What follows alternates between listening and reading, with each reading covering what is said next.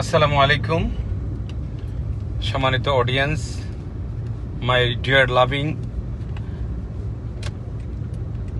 respected guys who are included with me in my YouTube channel and Facebook platform, যারা আমার সাথে জড়িত আছেন, যুক্ত আছেন। এই মুহূর্তে আমরা রওনা করেছি পতেঙ্গা।